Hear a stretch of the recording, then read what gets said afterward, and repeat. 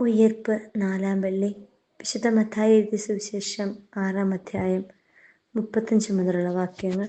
അപ്പം വർദ്ധിപ്പിക്കുന്നു.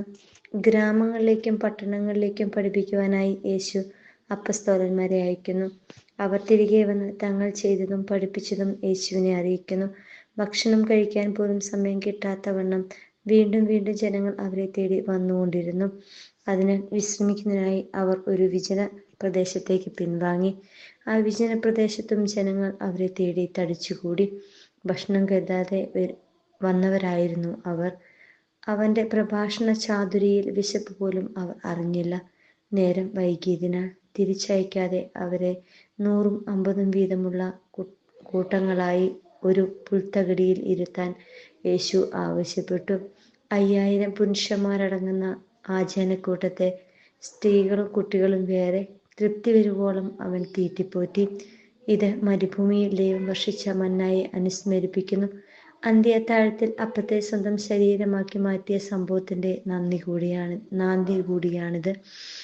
എന്നാൽ 5 അപ്പത്തെ വർദ്ധിപ്പിച്ച് തൃപ്തി വരുവോളം ഭക്ഷിച്ച 5000 പേർ അതൊക്കെ മറന്ന് അപ്പത്തിന്റെ രൂപത്തിൽ തന്റെ ശരീരം ഭക്ഷിക്കാൻ നൽകാമെന്ന് പറഞ്ഞപ്പോൾ ഏത് അസാധുകാര്യവും ചെയ്യാൻ അവൻ പ്രാപ്തനാണ് എന്ന് ചിന്തിക്കാതെ സ്ഥിരമായി അവനെ വിട്ടു പോവുകയും ചെയ്തു. അന്തിപ്പാസിന്റെ കൊട്ടാരത്തിൽ നടന്ന ഒരു വിരുന്ന് നീതിമാനായ യോഹന്നാന്റെ കൊലയിൽ കലാശിച്ചെങ്കിൽ വിജനപ്രദേശത്തെ ആ വിരുന്ന് തന്റെ തന്നെ ആത്മദാനത്തിന്റെ മുന്നാവിഷ്കാരമായിട്ടാണ് അവൻ നടത്തിയത്. ചുറ്റും നമ്മെ പ്രതീക്ഷിച്ചിരിക്കുന്ന ഇടയനില്ലാത്ത ആട്ടിൻപറ്റം പോലെ കണ്ണു തുറന്നു നോക്കിയാൽ ആവശ്യക്കാർ ചുറ്റും തിങ്ങി നിൽക്കുന്നതായി കാണാൻ കഴിയും. വിശ്രമിക്കാനുള്ള തങ്ങളുടെ അവകാശം പോലും അടിയറ വയ്ക്കുന്ന യേശുവിനെയും ശിഷ്യന്മാരെയും നാം ധ്യാന വിഷയമാക്കേണ്ടതാണ്.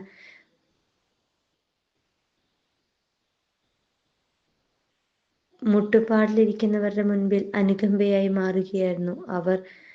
നമ്മുടെ മിഷൻ പ്രവർത്തനത്തിന്റെയും പ്രേക്ഷിത പ്രവർത്തനത്തിന്റെയും പരിച്ഛേദനം ചെയ്യപ്പെടേണ്ട മാതൃകയാണിത്.